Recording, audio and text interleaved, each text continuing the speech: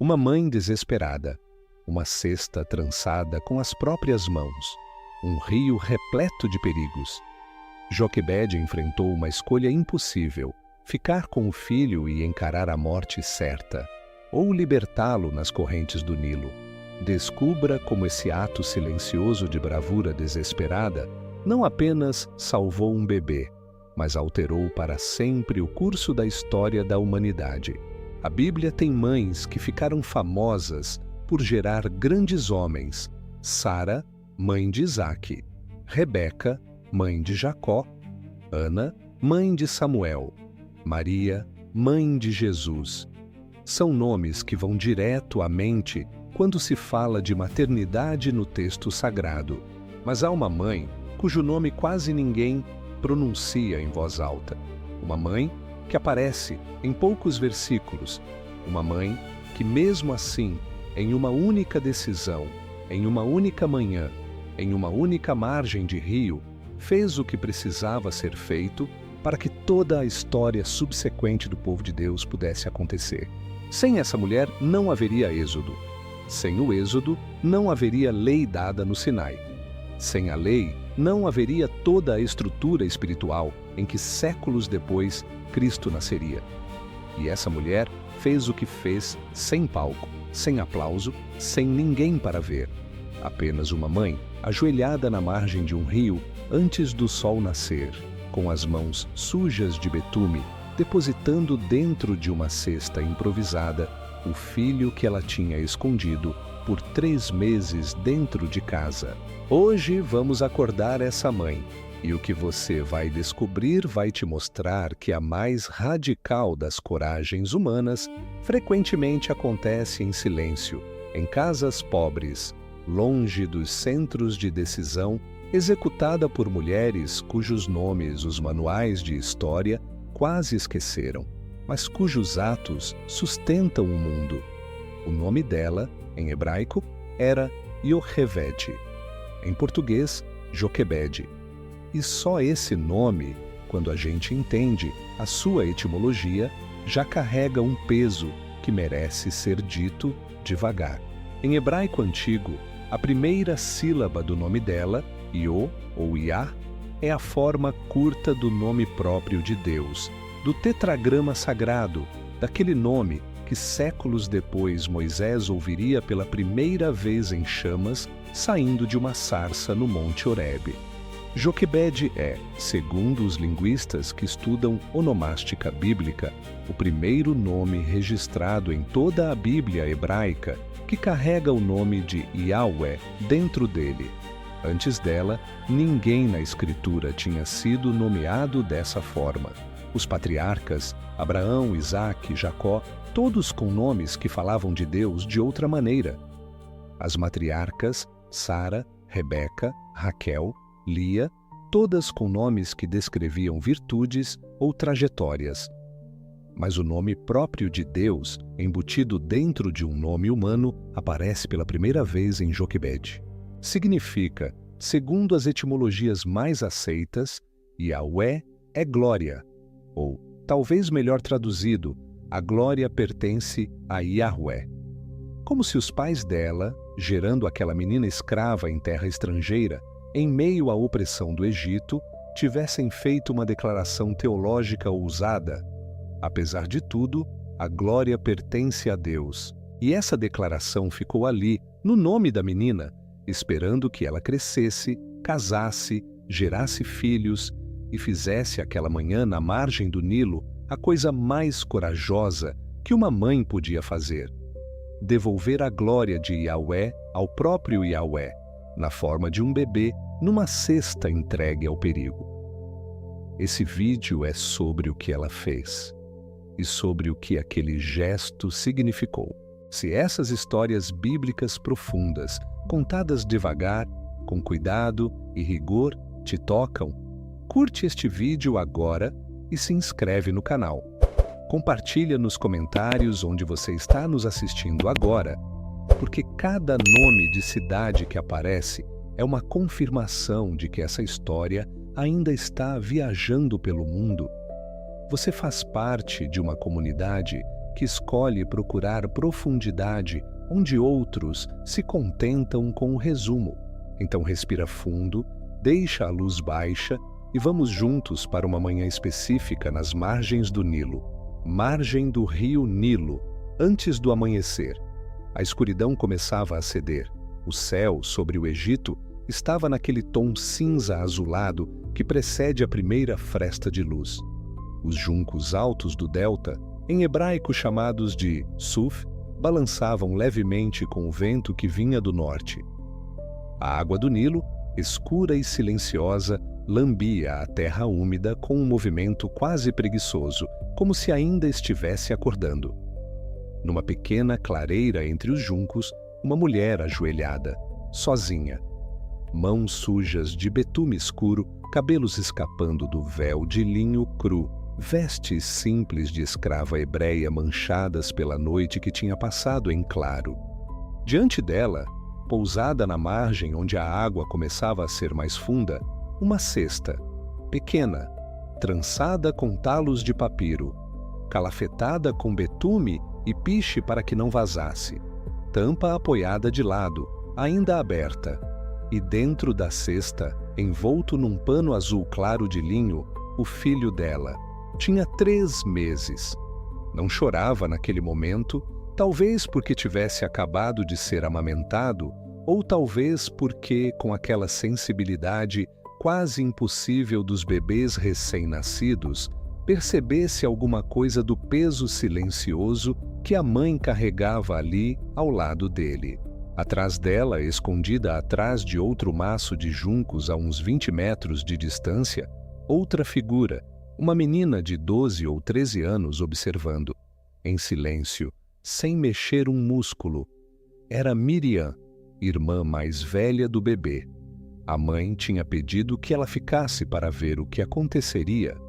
Joquebede colocou a tampa na cesta. Empurrou suavemente. A cesta deslizou da margem, entrou na água, balançou um momento e a corrente levou. E foi naquele instante específico, quando os dedos dela perderam o contato com a cesta, que a vida inteira de uma mãe se concentrou num único gesto: soltar. Antes de continuarmos, precisamos parar e entender o mundo que tornou aquela manhã possível. Porque essa história só funciona, em toda a sua profundidade, se a gente compreender o terreno em que ela aconteceu.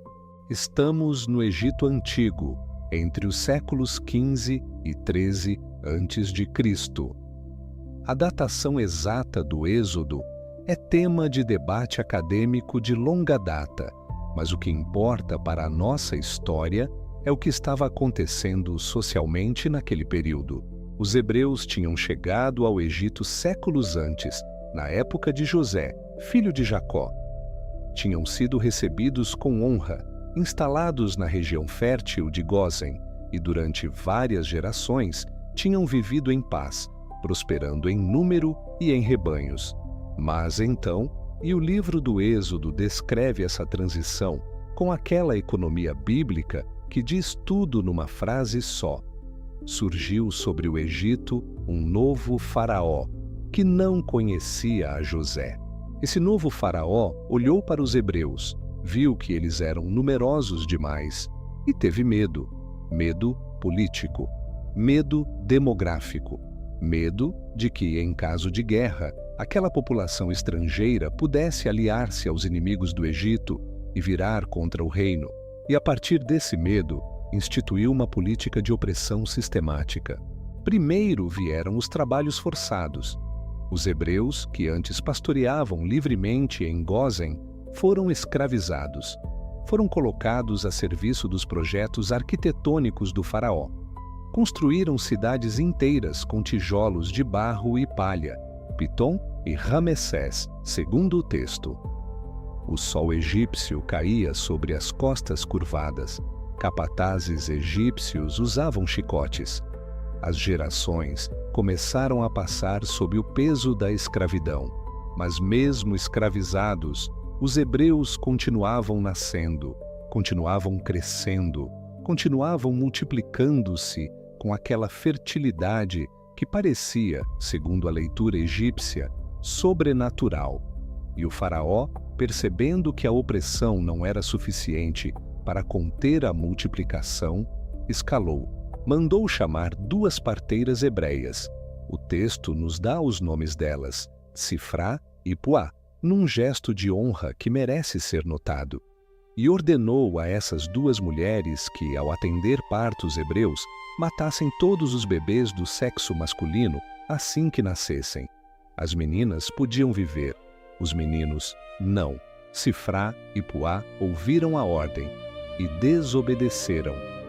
Quando o faraó as chamou de novo, exigindo explicação, elas mentiram com aquela inteligência astuta de quem precisa proteger vidas. Disseram que as mulheres hebreias davam à luz tão rapidamente que antes que as parteiras chegassem, os bebês já tinham nascido.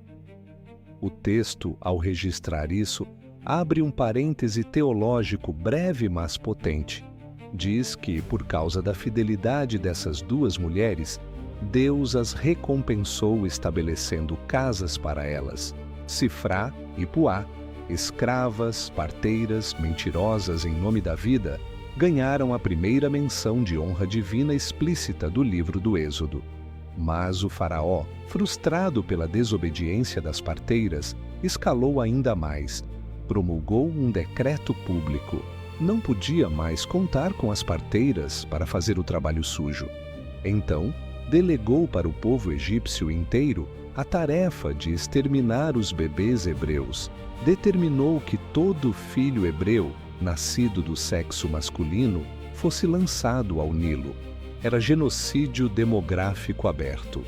Todo egípcio que visse um bebê hebreu macho tinha agora autoridade e, em alguns casos, dever cívico de pegar essa criança e jogá-la no rio. E o Nilo, que para o Egito era fonte de vida, veículo de comércio, sustento da agricultura, o Nilo virou cemitério. Mães hebreias paravam de amamentar com a mão tremendo. Casas inteiras viviam com janelas fechadas. Os meninos hebreus que ainda nasciam eram escondidos, levados em silêncio, abafados em panos, para que não chorassem alto demais. E foi exatamente nesse cenário, nesse decreto de extermínio em vigor, que uma mulher chamada Joquebede ficou grávida. 5 pessoas merecem o nosso olhar nessa cena. Vamos conhecê-las uma por uma, porque entender quem são essas pessoas é entender por que aquela manhã na margem do Nilo foi capaz de mudar a história do mundo. A primeira é Joquebede. O texto bíblico, no livro do Êxodo, não nos dá o nome dela imediatamente, apenas diz, uma mulher da tribo de Levi. Mas séculos depois, quando o Pentateuco recebe as suas adições genealógicas, em Êxodo capítulo 6 e Números capítulo 26, o nome aparece. Joquebede, Yocheved, filha de Levi, irmão de Reuben, um dos 12 filhos de Jacó, casada com Anrão, sobrinho dela, porque ela era, segundo a interpretação tradicional dos genealogistas judaicos, irmã do pai do marido. Genealogia complicada, mas comum naqueles tempos antes da legislação levítica que proibiria esse tipo de matrimônio. Joquebede, antes da história que vamos contar, já era mãe. Tinha uma filha mais velha, Miriam, com talvez 12 ou 13 anos. E tinha um filho do meio, Arão, com uns 3 anos. Esses 2 filhos eram seguros, porque o decreto do faraó tinha sido emitido depois do nascimento deles. Mas o terceiro filho, esse seria diferente. Esse nasceria sob o decreto. Esse, pela lei egípcia, deveria morrer no Nilo no momento em que viesse ao mundo. E Joquebede sabia disso quando descobriu que estava grávida pela 3ª vez. A segunda pessoa é Anrão, marido dela, pai do bebê. O texto bíblico nos diz pouco sobre ele. Hebreus, capítulo 11, no Novo Testamento, atribui aos pais de Moisés uma fé conjunta. Diz que eles pela fé, esconderam Moisés 3 meses depois do nascimento, porque viram que era um menino formoso e não temeram o decreto do rei. Os pais, no plural. Amrão não foi figura passiva nessa história, mas, dentro do enquadramento cultural daquele tempo, a operação prática do esconder, a logística diária de manter um bebê silencioso dentro de uma casa cercada de inimigos, era responsabilidade primária da mãe, e ela carregou isso. A terceira pessoa é o próprio bebê. Ele ainda não tem nome neste momento da história. O texto bíblico, ao contar o nascimento dele, simplesmente diz: ela deu à luz um filho, e vendo que era formoso, escondeu-o. A palavra hebraica para formoso aqui é tov, a mesma palavra que Deus usa em Gênesis para descrever a criação como boa. Quando uma mãe olha um bebê recém-nascido e usa essa palavra para descrevê-lo, há nela uma reverberação teológica. Esse bebê, aos olhos da mãe, tinha algo que não cabia em palavras simples, algo que merecia ser preservado, mesmo ao custo de tudo. O nome dele só viria depois, Moshe, em hebraico, Moisés, dado pela filha do faraó, com etimologia disputada que alguns relacionam ao verbo egípcio Messu, filho gerado, e outros ao hebraico Machá, tirar das águas. A quarta pessoa é Miriam, a irmã mais velha, provavelmente entre 10 e 15 anos durante esses eventos. A Bíblia vai mais tarde identificá-la como profetisa, vai mostrá-la conduzindo as mulheres de Israel em cântico depois da travessia do Mar Vermelho. Vai mostrá-la, infelizmente, também questionando a liderança de Moisés, num episódio em que ela é castigada com lepra temporária. Mas no momento da nossa história, Miriam é apenas uma menina inteligente e atenta, treinada por uma mãe que, presumivelmente, lhe ensinou desde cedo a observar, a calcular, a agir nos momentos certos. E há, finalmente, a quinta pessoa, uma mulher cujo nome o texto bíblico não nos dá, embora algumas tradições posteriores, principalmente egípcias e helenísticas, tentem nomeá-la, a filha do faraó, princesa egípcia. Possivelmente a princesa Hatshepsut, segundo algumas datações. Possivelmente outra figura da realeza, segundo datações alternativas. Mas o que importa para a nossa história é que ela era acessível, banhava-se no Nilo em locais relativamente públicos, tinha autoridade independente o bastante para tomar decisões de adoção sem consultar o pai, e tinha um coração que iria num momento crucial ceder à compaixão diante de uma cesta flutuando entre os juncos. E entre essas 5 pessoas, tecido como pano de fundo, o decreto do faraó, inflexível, em vigor, vigiado. Vamos voltar ao momento em que Joquebede descobre que está grávida. Imagine a casa onde ela vivia, provavelmente uma construção simples de tijolos secos ao sol, num bairro hebreu da região do delta do Nilo. Quartos pequenos, telhado baixo, janelas estreitas. Lá fora, vizinhos hebreus, todos sabendo do decreto, todos com medo. Mais longe, capatazes egípcios passando, armados, vigilantes. As ruas onde os meninos hebreus deveriam estar brincando estavam estranhamente silenciosas. Os bebês que ainda existiam choravam abafados. Joquebede sentiu os primeiros sinais da gravidez. Sentiu o corpo mudando e sentiu também, junto com isso, a certeza terrível de que essa nova vida, se fosse menino, estaria condenada antes mesmo de nascer. Não temos registro do que ela sentiu naqueles meses.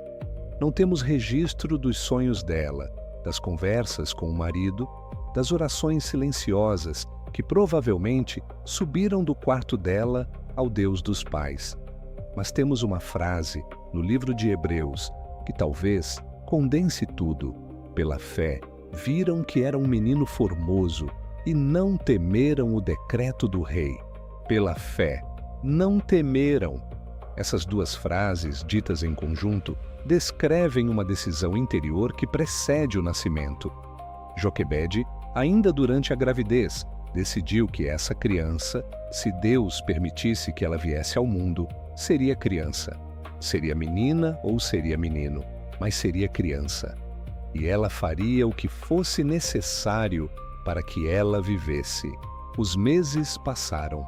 O corpo dela cresceu. E numa noite, não temos a data exata, mas pelos cálculos rabínicos, seria por volta do mês de Adar, que cai entre fevereiro e março, Joquebede começou as dores do parto. Sifrá e Puá, presumivelmente, foram chamadas. Eram parteiras hebreias e tinham aquela rede, de boca em boca, que protege mulheres em comunidades sob ameaça. Provavelmente ajudaram no parto. Provavelmente ajudaram a manter o silêncio. E quando o bebê chegou e era menino, a primeira coisa que essas mulheres fizeram não foi anunciar com gritos a chegada. Foi calar a casa. Joquebede olhou para o filho. O texto registra essa linha precisa. Vendo que era formoso, escondeu-o por 3 meses, vendo que era formoso. Não disse bonito, disse formoso. A palavra tov, a palavra teológica, a palavra que é dita em momentos em que algo é reconhecido como participando da criação boa de Deus. Joquebede olhou aquele bebê e naquele instante viu nele algo que merecia ser preservado mesmo ao custo do impossível. E começou a esconder. 3 meses esconder um bebê na própria casa, num bairro vigiado, sob um decreto de extermínio em vigor? Pense bem nisso. 3 meses. Os bebês choram. Bebês recém-nascidos choram muitas vezes ao dia. Bebês com fome choram. Bebês com cólica choram.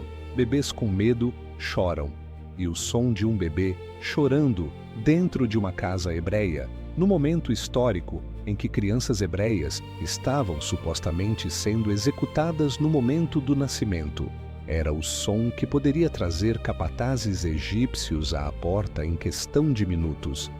Como Joquebede fez para esconder o filho por 3 meses? O texto não nos diz, mas qualquer mãe que já tenha cuidado de bebê pode reconstruir mentalmente o que isso teria custado. Significava amamentar imediatamente, no instante exato em que o choro começava. Significava cobrir a boca com os panos, suavemente, quando o choro era inevitável. Significava manter as janelas fechadas, mesmo no calor sufocante do Egito.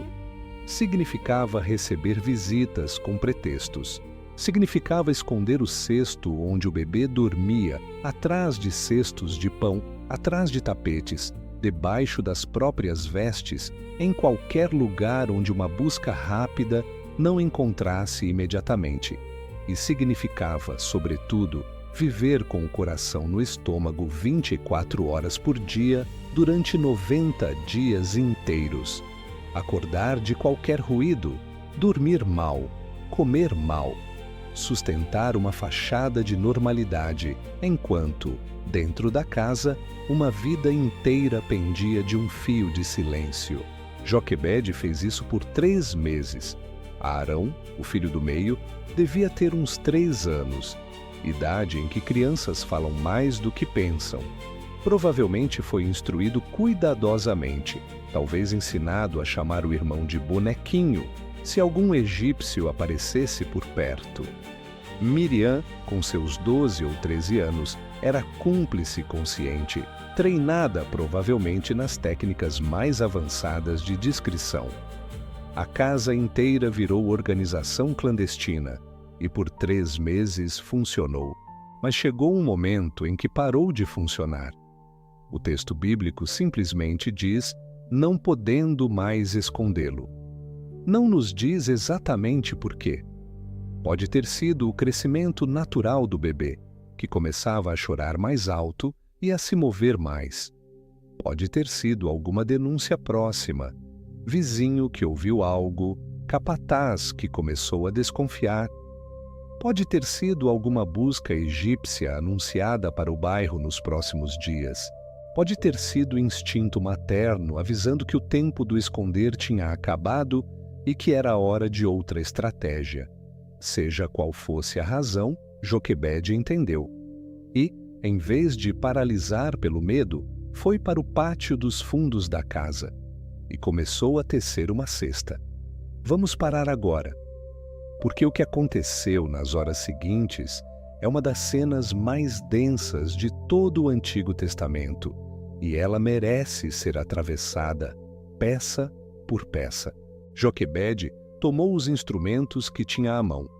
Talos secos de papiro, gomé, em hebraico, abundantes na região do delta do Nilo, usados pelas mulheres egípcias e hebreias para a cestaria comum.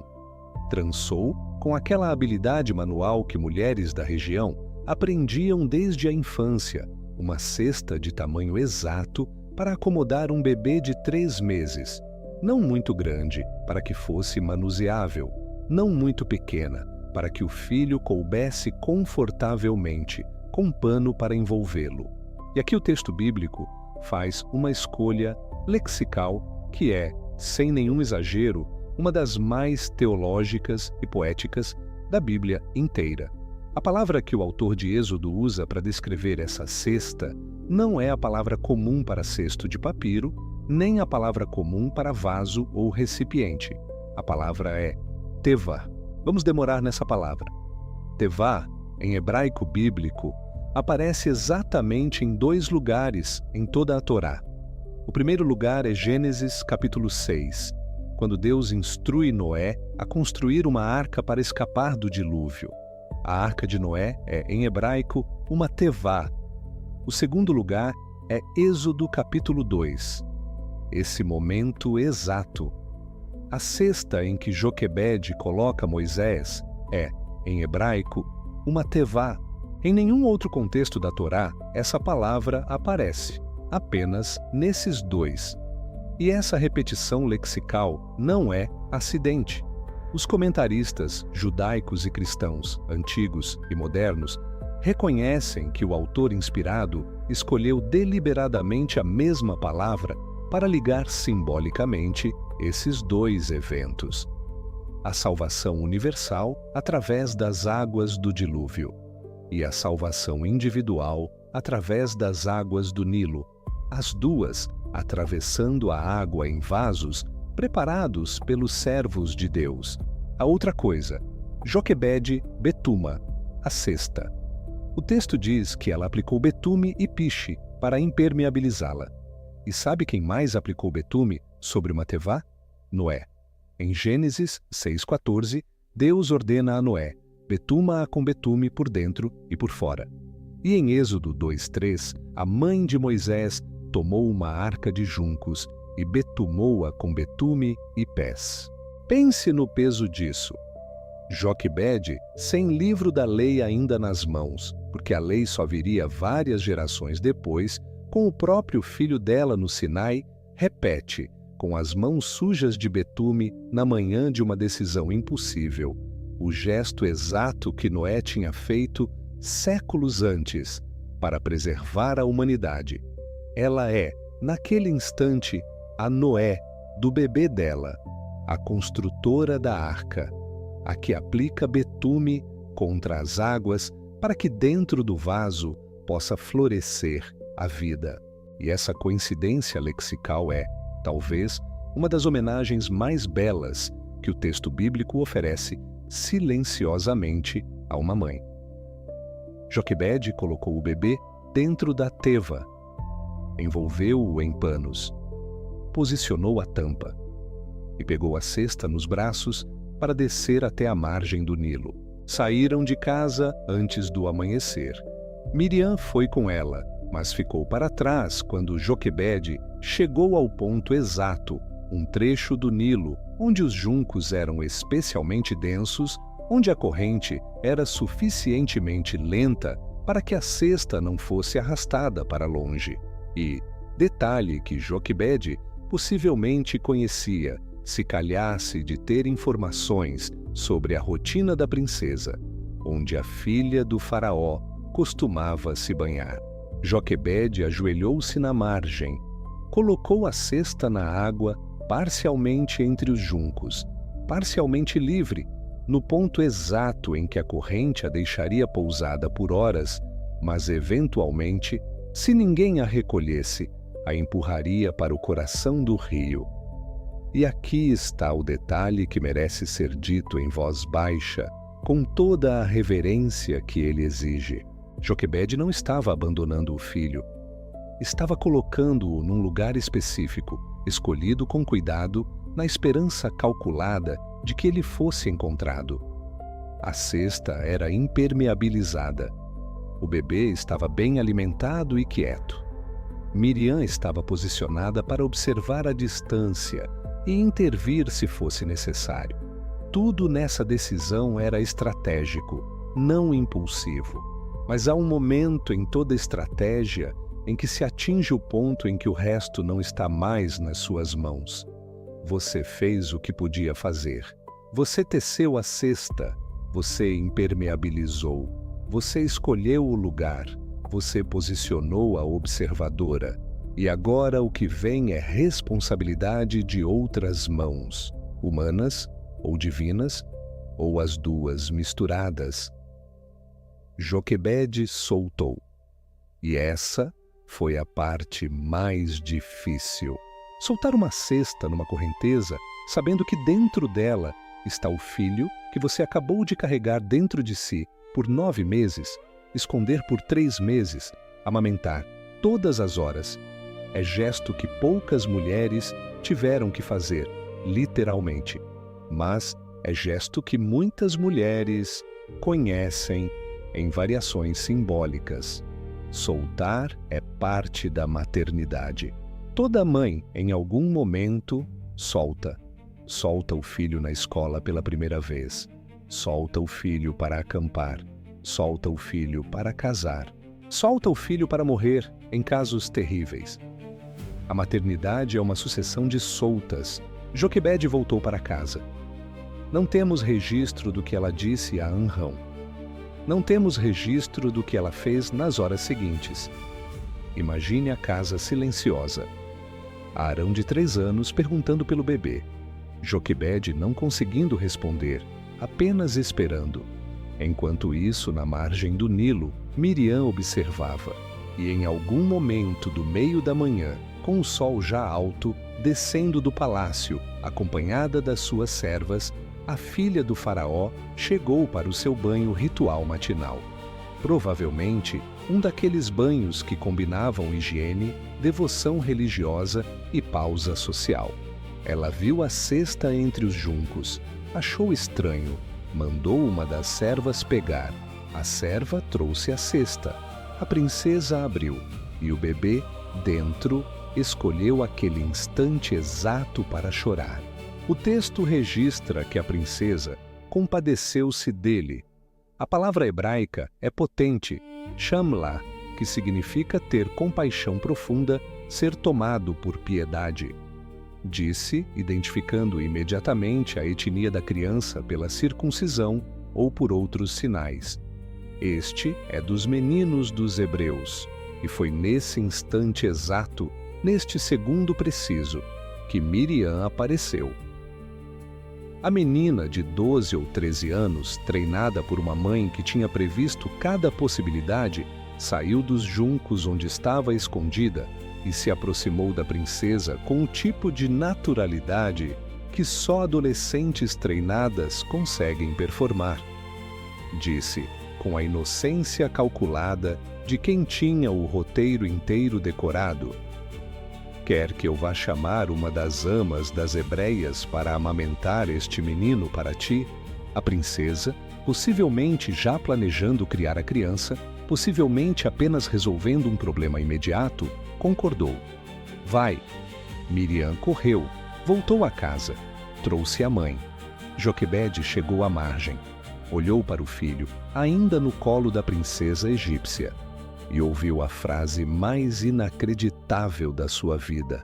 Uma frase que viraria, sem ela saber, a base de uma das ironias mais celebradas da Escritura. A princesa disse: "Leva este menino e amamenta-o por mim, e eu te darei o teu salário." Joquebede acabou de receber a missão de amamentar o próprio filho, em segurança, sob proteção real do faraó, com salário pago pela própria filha do tirano que tinha decretado a morte da criança.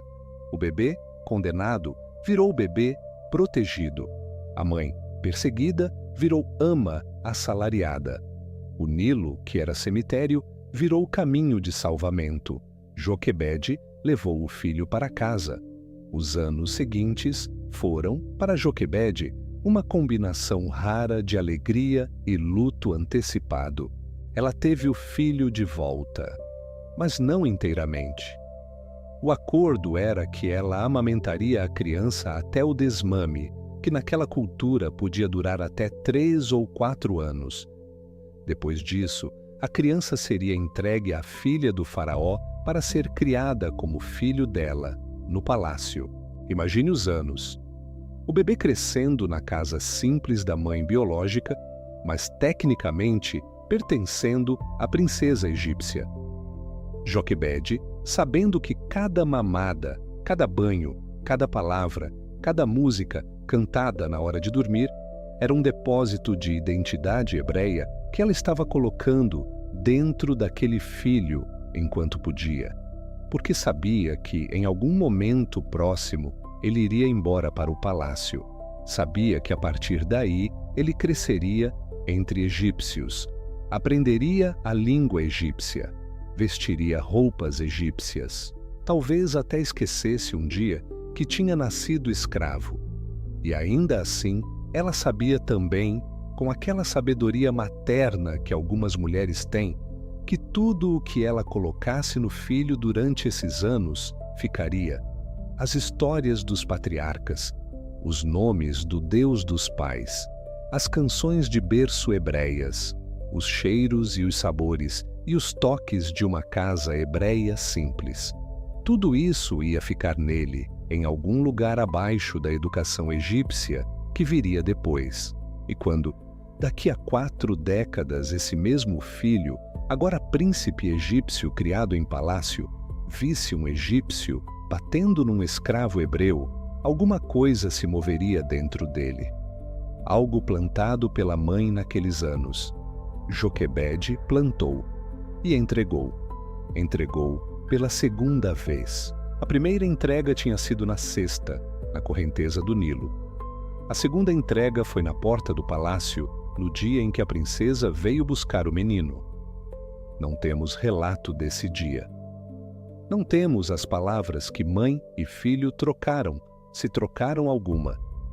Não temos a descrição do gesto de Joquebede ao se virar e voltar para casa pela última vez sem o filho que tinha amamentado por anos. Mas podemos imaginar, porque embora pareça gesto único, é gesto que mães do mundo inteiro repetem em variações. A mãe que entrega o filho à escola pela primeira vez. A mãe que assina o consentimento para na operação cirúrgica. A mãe que vê o filho partir para um país distante. Cada uma dessas variações é um pedaço de Joquebede. Cada uma carrega, sem saber, a tradição milenar de mães que entregam por amor. Há um detalhe na nomeação do filho que merece ser dito antes de seguir. A princesa do faraó deu nome ao menino.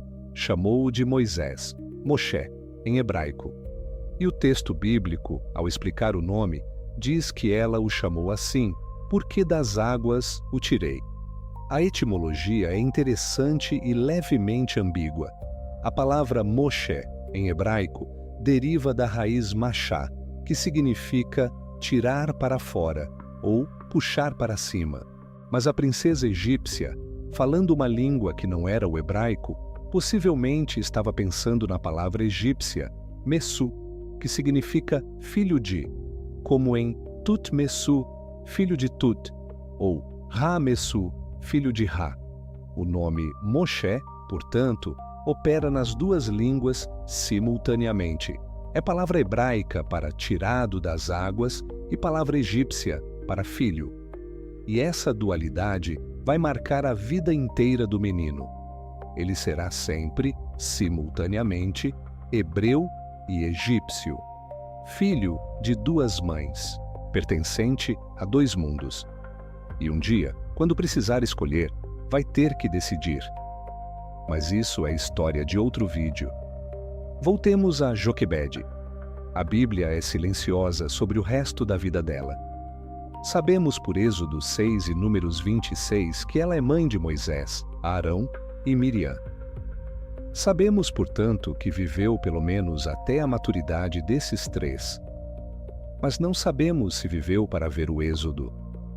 Não sabemos se sobreviveu para ver Moisés voltando do exílio em Midian.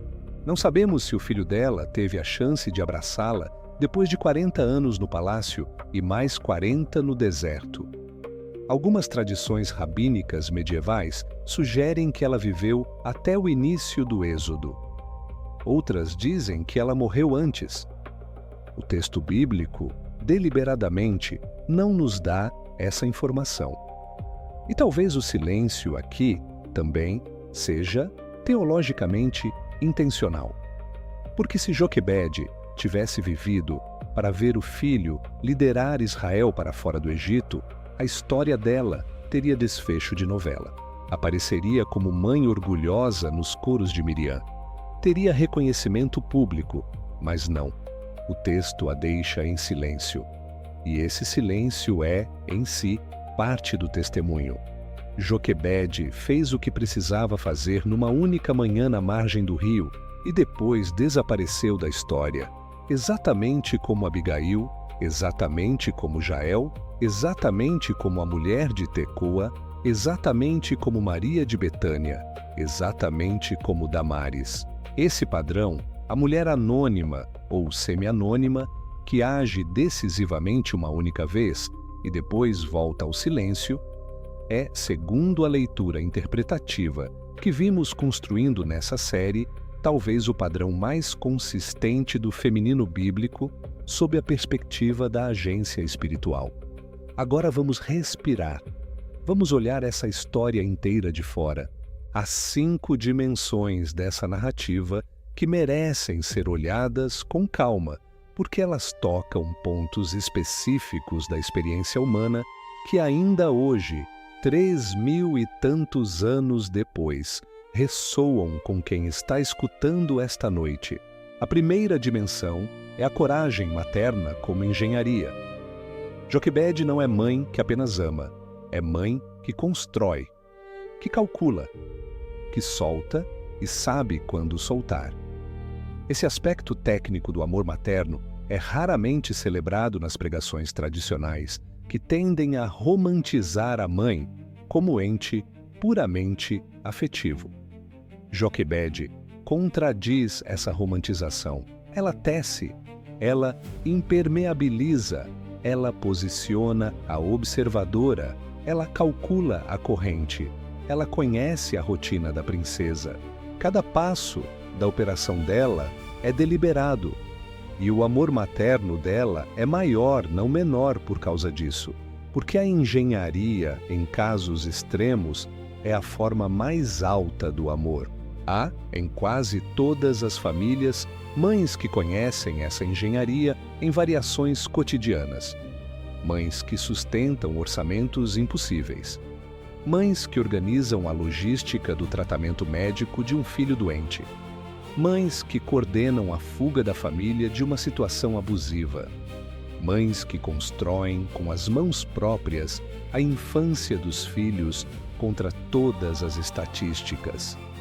A história de Joquebede valida essa engenharia. Diz, sem dizer, que esse tipo de amor calculado é tão sagrado quanto qualquer amor sentimental.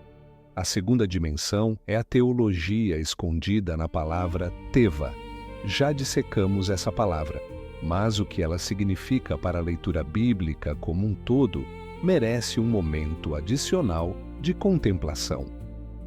O fato de o autor inspirado ter escolhido a mesma palavra para a Arca de Noé e para o cesto de Moisés cria uma tipologia. Uma tipologia, em teologia bíblica, é uma ponte simbólica entre dois eventos que se ecoam mutuamente. Noé salva a humanidade através das águas do dilúvio. Moisés será salvo através das águas do Nilo e mais tarde salvará Israel através das águas do Mar Vermelho. As três salvações estão conectadas por água e em todas as três há um vaso, uma tevá, que separa quem é preservado de quem morre. A teologia da tevá é, portanto, teologia do refúgio. Há momentos da vida em que o que precisa acontecer é construir um vaso e entrar nele. Não fugir. Não lutar. Não negociar. Apenas construir o lugar onde a vida pode persistir enquanto a água corre. Joquebede construiu a tevá do filho dela, e ao fazê-lo, executou um dos atos mais antigos e mais sagrados da fé bíblica. A terceira dimensão é a tipologia de mulheres que moveram a história sem palco. Já vimos esse padrão repetidamente nesta série. Abigail, Jael, a mulher de Tecoa, Maria de Betânia, Damares.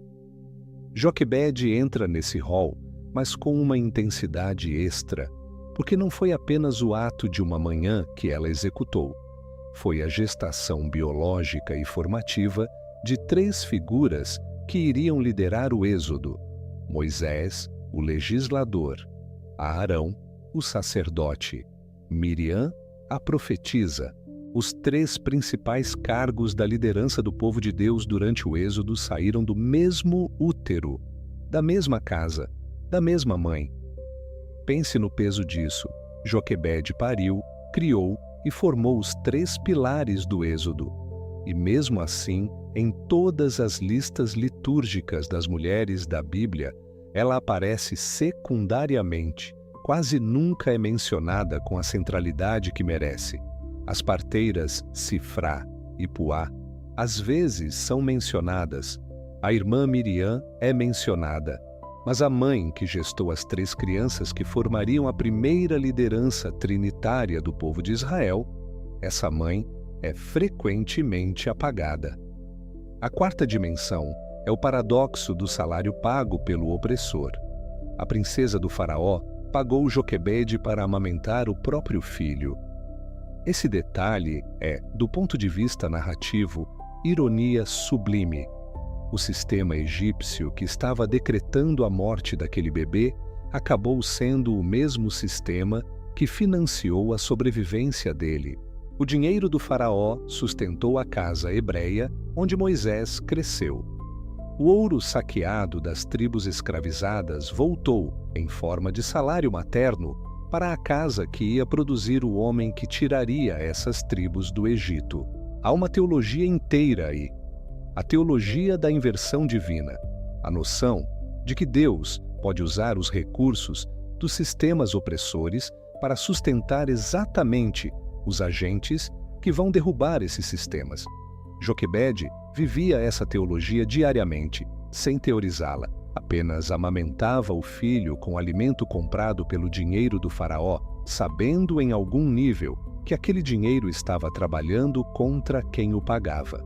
Essa lição, entre nós, ainda hoje, ressoa em todas as situações em que pessoas oprimidas usam recursos de sistemas opressores para construir as condições da própria libertação. A bolsa de estudos pelo governo que pagou a faculdade da pessoa que se tornou crítica desse governo.